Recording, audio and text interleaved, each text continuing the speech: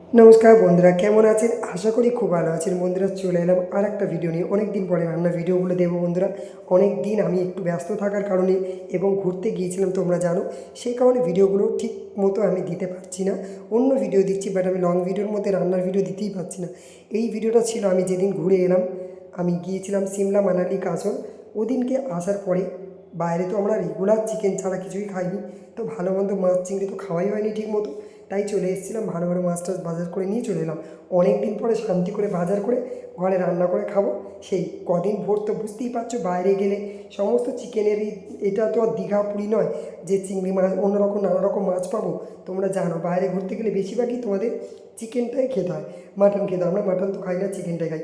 তো দেখো আজকে আমি কী কী বাজার করে নিয়ে এসেছি তোমরা দেখতেই পাচ্ছ। পমফ্রেট মাছ, রুই মাছ আর চিংড়ি মাছ আর চিকেন।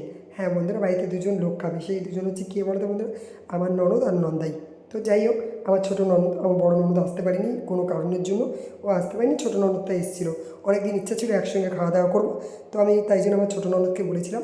তো দেখো এখানে আমি রুই মাছ করে নিয়েছি, উচ্ছে আলু ভাজা করে নিয়েছি।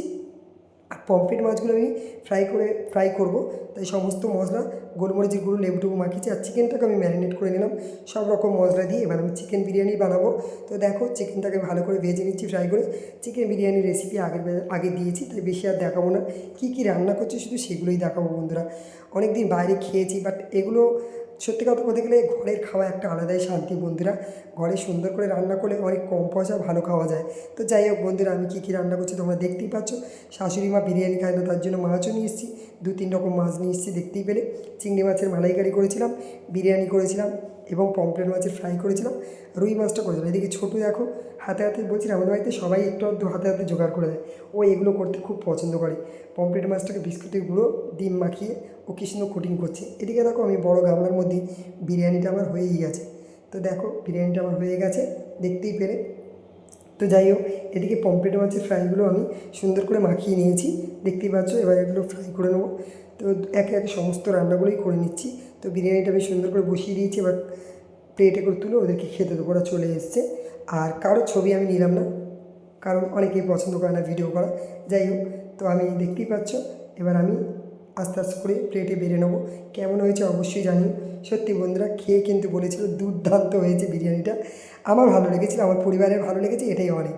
বাট বাইরের কে কেমন বলবে জানি না, বাট আমার পরিবারের সবাই খুব পছন্দ করে আমার হাতে বিরিয়ানি খেতে। তো দেখো বিরিয়ানিটা আমার হয়েই গেছে। আর এদিকে আমি পমফ্রেট মাছের ফ্রাই, মিষ্টি, আর এদিকে দেখো চিংড়ি মাছের মালাইকারি সমস্ত কিছু সাজিয়ে দিয়েছি আমার নন্দাইকে। আমার ননদ নন্দাই খাবে, তারপরে আমরাও খেতে বসবো। প্লেটের মধ্যে সাজিয়ে নেবো। আমার ননদ বেশি খায় না, ঠিক আছে, আর নন্দাইও সেরকম খেতে পারে না আগের মতো।